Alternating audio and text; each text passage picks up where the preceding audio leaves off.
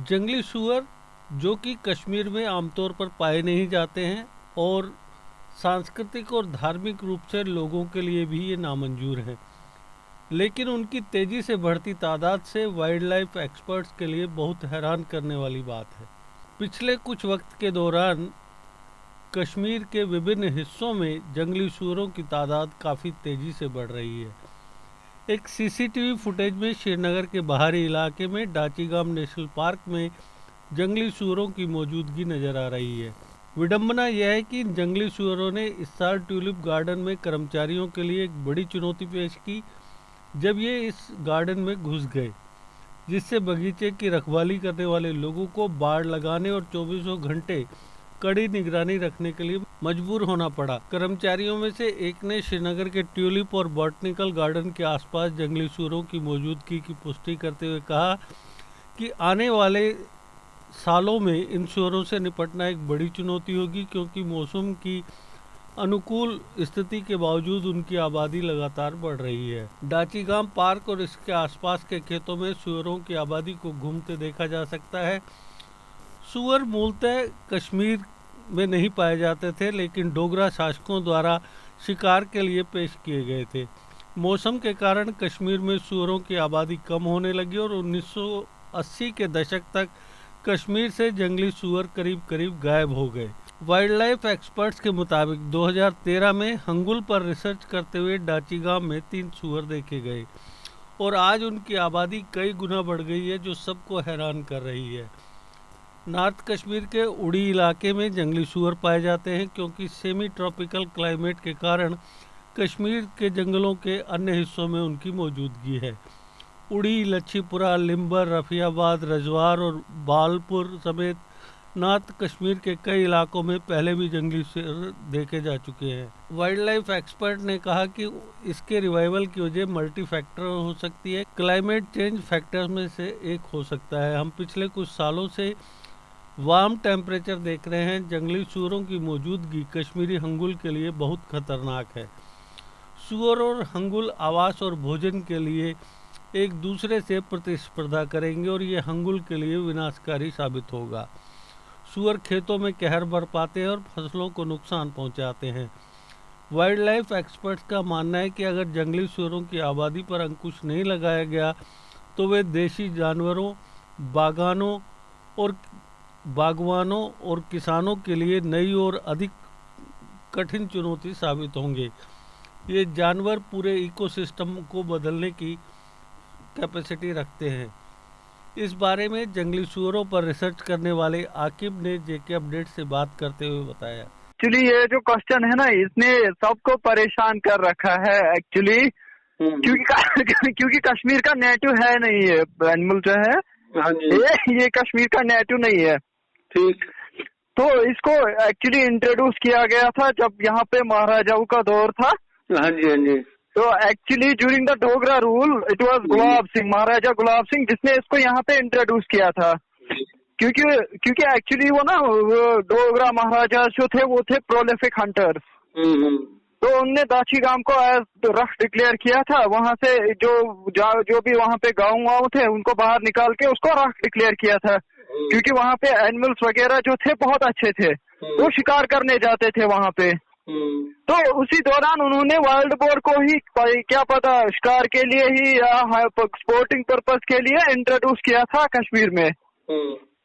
तो इसकी आबादी जो है तब मतलब फिर बढ़ गई ठीक ठाक, मतलब ठीक थी, मतलब इट वाज उतनी भी ज्यादा नहीं थी, लेकिन मतलब जिसको हम कह सकते हैं कि जो कभी था ही नहीं तो उसका कुछ भी इंडिविजुअल्स होना तो ठीक ही है।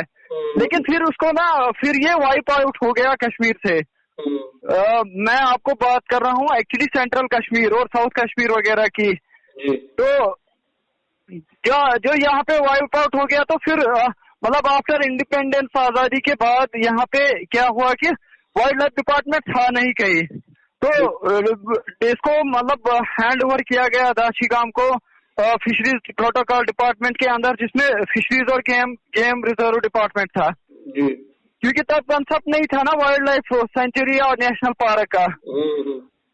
तो तब फिर जब इसको फॉरेस्ट डिपार्टमेंट को हैंड ओवर किया गया, फिर फाइनली 1984 में जो न्यूली फॉर्मड ब्रांच थी वाइल्ड लाइफ प्रोटेक्शन डिपार्टमेंट, उनको हैंड ओवर किया गया। तो तब एक सर्वे हुआ था वहां पे वाइल्ड बोर रिलेटेड, लेकिन उस सर्वे में उनने एक भी इंडिविजुअल को नहीं देखा वहां।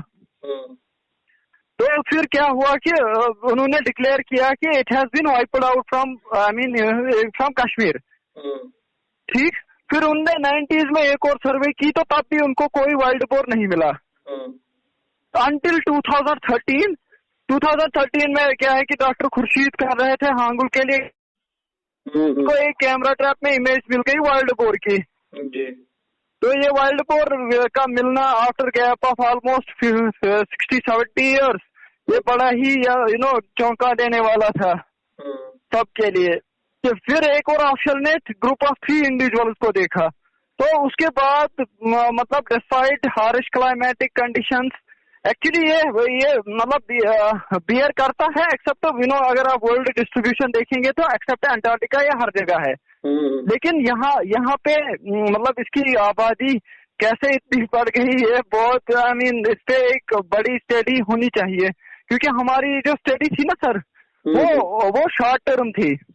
अच्छा, एक्चुअली इस पे एक लॉन्ग टर्म स्टडी अगर हो पाएगी तो तब पता चलेगा कि इतने हार्श क्लाइमेट होने के बावजूद यहाँ पे इतनी आबादी जो है वो कैसे बढ़ी। तो हमने जो स्टडी की थी, actually it was ecological effects of wild boar on Dachigam ecosystem.